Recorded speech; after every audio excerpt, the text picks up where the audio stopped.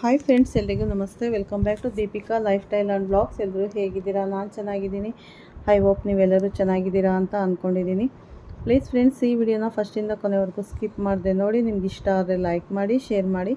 ಹೊಸದಾಗಿ ನೋಡ್ತಾ ಇರೋರು ನಮ್ಮ ಚಾನಲ್ಗೆ ಸಬ್ಸ್ಕ್ರೈಬ್ ಮಾಡ್ಕೊಳ್ಳಿ.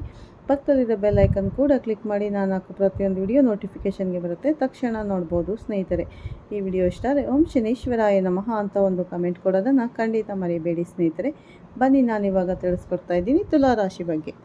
ತುಲಾರಾಶಿಯ ಸ್ನೇಹಿತರಿಗೆ ನಮ್ಮ ಚಾನಲ್ಗೆ ಆತ್ಮೀಯ ಸ್ವಾಗತ. ಸ್ನೇಹಿತರೆ, ಮೇ 2026 ತುಲಾರಾಶಿಯವರ ಫಲಾಫಲ ನೋಡುವುದಾದರೆ, ಪಂಚಮಾಧಿಪತಿ ರಾಹು, ಷಷ್ಠಾಧಿಪತಿ ಶನಿ, ಕುಜ, ಸಪ್ತಮಾಧಿಪತಿ ರವಿ ಅಷ್ಟಮದಲ್ಲಿ, ಶುಕ್ರ, ನವಮಾಧಿಪತಿ ಗುರು, ಏಕದಶ ಅಂದರೆ ಲಾಭಸ್ಥಾನದಲ್ಲಿ ಕೇತು, ಪಂಚಮಾಧಿಪತಿ ಅಂದರೆ 5ನೇ ಮನೆಯಲ್ಲಿರುವ ರಾಹು ಒಳ್ಳೆಯ ಲಾಭ ತರುತ್ತಾನೆ ಹಾಗೂ ಒಳ್ಳೆಯ ಯೋಗವನ್ನು ಕೂಡ ತರುತ್ತಾನೆ. ಹಳೆ ವೈಷಮ್ಯ, ಹಳೆ ದ್ವೇಷ ಇದ್ದರೆ ಅವರಿಂದ ಮಿತ್ರತ್ವದ ಬಲ ಬರುವುದು ನಿಮಗೆ. ಯಾಕಂದರೆ ಈಗಿನ ಕಾಲದಲ್ಲಿ ಹೇಳ್ತಾರೆ, ಏನು ಹೇಳಿದರೆ ಶತ್ರು ಇಲ್ಲದಿದ್ದವರು ಯಾರೂ ಇಲ್ಲ. ಶತ್ರು ಇದ್ದರೆ ನಮ್ಮ ಜೀವನದಲ್ಲಿ ನಾವು ಅತ್ಯಂತ ಉನ್ನತ ಮಟ್ಟಕ್ಕೆ ಏರಲಿಕ್ಕೆ ಸಾಧ್ಯ. ಆದ್ದರಿಂದ ಅಂತಹ ಹಳೆಯ ದ್ವೇಷ, ಹಳೆಯ ಶತ್ರು ಯಾರಾದರೂ ಇದ್ದರೆ ಅವರಿಂದ ನಿಮಗೆ ಮಿತ್ರ ಲಾಭವಾಗಿ ಅವರಿಂದ ನಿಮ್ಮ ಕಾರ್ಯದಲ್ಲಿ ನಿಮಗೆ ಬಲ ಬರುವುದು. ಯಾಕಂದರೆ ಒಂದು ಕೈಯಿಂದ ಆಗದಂತೂ ಆಗದಂಥ ಕೆಲಸ ಒಂದು 10 ಕೈ ಸೇರಿದರೆ ಎಲ್ಲ ಕೆಲಸ ಆಗುವಂಥದ್ದು.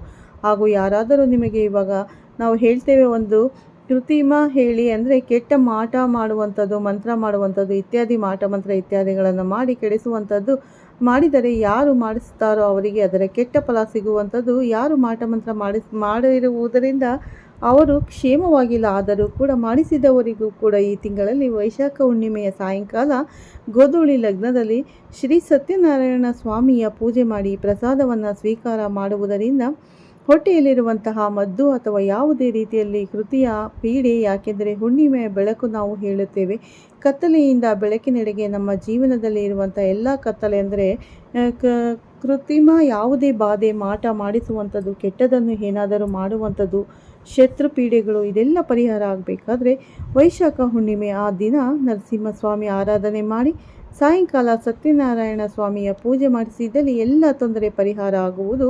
ರಾಹು ವಿಷಾಧಿಪತಿಯಾಗಿರುವುದರಿಂದ, ಯಾಕಂದರೆ ಎಲ್ಲ ಕೆಮಿಕಲ್ಸ್ಗಳಿಗೆ ರಾಹು ಪ್ರಧಾನ, ಅಂದರೆ ರಾಹು ಅದಕ್ಕೆ ಅಧಿಪತಿಯಾಗಿರುವುದರಿಂದ ಜಾಸ್ತಿ ರಾಸಾಯನಿಕ ವಸ್ತು ಬಳಸುವುದರಿಂದ ಚರ್ಮ ರೋಗವು ಬರುವುದು. ಅದಕ್ಕೆ ಪರಿಹಾರವೂ ಕೂಡ ರಾಸಾಯನಿಕ ವಸ್ತು. ಯಾಕೆಂದರೆ ನಾವು ಹೇಳುತ್ತೇವೆ, ಹಾವು ಕಚ್ಚಿದ ವಿಷ ಹಾವಿನಿಂದಲೇ ತೆಗಿಬೇಕು, ವಿಷವನ್ನು ವಿಷದಿಂದಲೇ ತೆಗಿಬೇಕು. ಎಷ್ಟೋ ಒಂದು ವಿಷದಿಂದ ಈಗಿನ ಕಾಲದಲ್ಲಿ ಔಷಧಿಯನ್ನು ಮಾಡುತ್ತಾರೆ, ವೈದ್ಯರು ಅವರಿಗೆ ಗೊತ್ತಿರಬಹುದು. ಆದ್ದರಿಂದ ಆದಷ್ಟು ರಾಸಾಯನಿಕ ವಸ್ತು ನಮಗೆ ಎಷ್ಟು ಕೆಟ್ಟದೋ ಅಷ್ಟೇ ಈ ಕೆಟ್ಟದನ್ನು ತೆಗೆಯಲಿಕ್ಕೂ ಕೂಡ ಆ ರಾಸಾಯನಿಕ ವಸ್ತುಗಳೇ ಬೇಕಾಗಿರುವಂಥದ್ದು. ಆದಷ್ಟು ಹೊರಗಿನ ತಿಂಡಿ ಹೊರಗೆ ನಮಗೆ ನೋಡಲಿಕ್ಕೆ ಭಾರಿ ಸುಂದರವಾಗಿ ಕಾಣುತ್ತದೆ. ಹೊರಗಿನ ತಿಂಡಿ ನಮಗೆ ಎಲ್ಲ ತಂಪು ಪಾನೀಯ ಇರಲಿ, ಎಣ್ಣೆಯಲ್ಲಿ ಕರೆದಂಥ ಬಜ್ಜಿ ಬೋಂಡಾಗಳು ನೋಡಲಿಕ್ಕೆ ಭಾರಿ ಖುಷಿಯಾಗುತ್ತೆ, ತಿನ್ನುವಂಥ ಆಸೆ ಕೂಡ ಬರುತ್ತೆ. ಆದರೆ ಈ ಸಮಯದಲ್ಲಿ ಆ ತಂಪು ಪಾನೀಯ, ಹೊರಗಿನ ತಿಂಡಿಗಳು ಸೇವಿಸುವುದರಿಂದ ಷಷ್ಠಾಧಿಪತಿ ಅಂದರೆ 6ನೇ ಮನೆಯಲ್ಲಿರುವ ಶನಿಯ ಬಾಧೆ, ರೋಗಸ್ಥಾನ 6ನೇ ಸ್ಥಾನ ಹೇಳಿದರೆ ಈ ಸ್ಥಾನದಲ್ಲಿ ಶನಿ ಇರುವುದರಿಂದ ಸ್ವಲ್ಪ ಉದರ ಬೇನೆ ಅಂದರೆ ಹೊಟ್ಟೆಗೆ ಸಂಬಂಧಪಟ್ಟಂತಹ ತೊಂದರೆಗಳು ಬರುವಂಥದ್ದು. ಯಾಕಂದರೆ ನಮಗೆ ಬಂದಂತಹ ರೋಗವನ್ನು ನಾವೇ ಅನುಭವಿಸಬೇಕು. ನಾವೇ ಜ್ವರ ಬಂದರೆ ಪಕ್ಕದವನು ಅದು ಪರಿಹಾರ ಮಾಡಲಿಕ್ಕೆ ಆಗುವುದಿಲ್ಲ. ನಮ್ಮ ಜ್ವರವನ್ನು ನಾವೇ ತಗೊಳ್ಬೇಕು, ನಮ್ಮ ಹೊಟ್ಟೆ ನೋವನ್ನು ನಾವೇ ಅನುಭವಿಸಬೇಕು. ಅದಕ್ಕೋಸ್ಕರ ಆ ಹೊಟ್ಟೆಗೆ ಬರುವಂಥ ನೋವುಗಳು ಅದು ಬರದೇ ಇದ್ದರೆ ಒಳ್ಳೆಯದಲ್ವೇ? ಅದಕ್ಕೋಸ್ಕರ ಹೊರಗಿನ ಆಹಾರವನ್ನು ತಿನ್ನುವುದನ್ನು ಕಡಿಮೆ ಮಾಡಬೇಕು. ಸ್ನೇಹಿತರೆ, ಆಂಜನೇಯ ಸ್ವಾಮಿಯ ತೀರ್ಥ ಬೆಳಗ್ಗೆ ಖಾಲಿ ಹೊಟ್ಟೆಯಲ್ಲಿ ತೆಗೆದುಕೊಳ್ಳುವುದರಿಂದ ಈ ಬಾಧೆ ನಿವಾರಣೆಯಾಗುವುದು. ಸಪ್ತಮಾಧಿಪತಿ ರವಿಯಿಂದ ಶರೀರದಲ್ಲಿ ಉಷ್ಣತೆಯ ಬಾಧೆ ಬರುವುದು. ಆದಷ್ಟು ಮಜ್ಜಿಗೆ, ಎಣ್ಣೆ ಇತ್ಯಾದಿಗಳನ್ನು ಸೇವಿಸಿ. ಅಷ್ಟಮಾಧಿಪತಿ ಶುಕ್ರ ನಿಂದ ಆಸ್ಪತ್ರೆಗೆ ಹೋಗಿ ಬರುವಂಥ ದೌರ್ಭಾಗ್ಯ ಹೇಳ್ತದೆ. ಹಾಗೂ ರೋಗ ನಿವಾರಣೆ ಔಷಧೋಪಚಾರಕ್ಕೆ ಸ್ವಲ್ಪ ಧನ ಖರ್ಚಾಗುವುದು. ಯಾಕೆಂದರೆ ನೋಡಿ, ನಮ್ಮ ಆರೋಗ್ಯ ನಮ್ಮ ಕೈಯಲ್ಲಿ ಹೇಳ್ತೇವೆ. ನಾವು ನಮ್ಮ ಆರೋಗ್ಯ ಬೇಕಾದರೆ ನಾವೇ ಅದನ್ನು ನೋಡಿಕೊಳ್ಬೇಕು. ಅದಕ್ಕೋಸ್ಕರ ಸ್ವಲ್ಪ ಆಸ್ಪತ್ರೆಗೆ ಹೋಗಿ ಬರುವಂಥದ್ದು, ಆ ರೋಗಕ್ಕೆ ಸ್ವಲ್ಪ ಧನ ವ್ಯಯ ಖರ್ಚಾಗುವಂಥದ್ದು, ಕೆಲವೊಂದು ದೌರ್ಭಾಗ್ಯಗಳು ಈ ತಿಂಗಳಲ್ಲಿ ನೋಡಬೇಕಾಗುತ್ತೆ. ಅಂದರೆ ನವಮಾಧಿಪತಿ ಗುರು ಬಂದಿರುವುದರಿಂದ ನಿಮಗೆ ಸ್ವಲ್ಪ ಗುರುಬಲ, ದೈವಬಲ ಬಂದರೂ ಹೊಸ ಯೋಜನೆಗಳಲ್ಲಿ ನೀವು ತೊಡಗಿಸಿಕೊಳ್ತೀರಿ. ಹೊಸ ಯೋಜನೆಗಳು, ನೀವೇನೋ ಒಂದು ಪ್ಲಾನ್ ಹಾಕಿರ್ತೀರಿ, ಅದು ತಗೊಳ್ಬೇಕು, ಇದು ಮಾಡಬೇಕು, ಇದನ್ನು ಮಾಡುವಂಥವರಿಗೆ ಒಳ್ಳೆಯ ರೋಗ ಬರುವುದು. ಲಾಭಸ್ಥಾನದಲ್ಲಿ ಕೇತು, ಲಾಭಸ್ಥಾನದಲ್ಲಿ ಹೇಳಿದರೆ 11ನೇ ಸ್ಥಾನದಲ್ಲಿ ಕೇತು ಇರುವುದರಿಂದ ಈ ಭೂಮಿಗೆ ಸಂಬಂಧಪಟ್ಟಂತಹ ಉದ್ಯೋಗ ಮಾಡುವವರಿಗೆ, ಅಂದರೆ ರಿಯಲ್ ಎಸ್ಟೇಟ್ ಅಂತ ಹೇಳ್ತೀವಿ.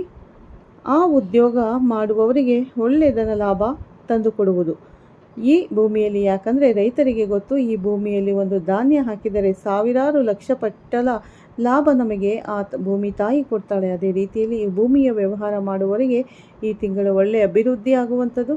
ತಿಂಗಳ ಅಂತ್ಯದಲ್ಲಿ ಆರೋಗ್ಯವು ಸುಧಾರಿಸುವುದು. ಬೆಟ್ಟದ ದೀಪ ಅಂದರೆ ಪರ್ವತದಲ್ಲಿ ಇರುವಂತಹ ಬೆಟ್ಟದಲ್ಲಿ ಇರುವಂತಹ ದೇವರ ಆರಾಧನೆ ಎಂದರೆ ಯಾರು ಶ್ರೀ ವೆಂಕಟೇಶ್ವರ ಸ್ವಾಮಿ, ತಿರುಪತಿ ಅಥವಾ ವೆಂಕಟೇಶ್ವರ ಸ್ವಾಮಿಯ ಆರಾಧನೆ ಮಾಡುವುದರಿಂದ ಒಳ್ಳೆಯ ಉತ್ತಮ ಲಾಭ. ಕಲ್ಯಾಣ ಗಾತ್ರಾಯ ಕಾಮಿತಾರ್ಥ ಪ್ರದಾಯತೆ ಶ್ರೀಮದ್ ವೆಂಕಟನಾಥಾಯ ಶ್ರೀನಿವಾಸಾಯತೆ ನಮಃ ಅನ್ನುವಂತಹ ಶ್ಲೋಕವನ್ನು ಹೇಳಿ ಶನಿವಾರ ಸಂಜೆ ಆ ವೆಂಕಟರಮಣ ಸ್ವಾಮಿಗೆ ಮನೆಯಲ್ಲಿ ನಮಸ್ಕಾರ ಮಾಡುವುದರಿಂದ ನಿಮ್ಮ ಶಾರೀರಿಕ, ಮಾನಸಿಕ, ಆರ್ಥಿಕವಾಗಿರುವಂಥ ದೋಷಗಳು ಪರಿಹಾರ ಆಗುತ್ತೆ ಸ್ನೇಹಿತರೆ.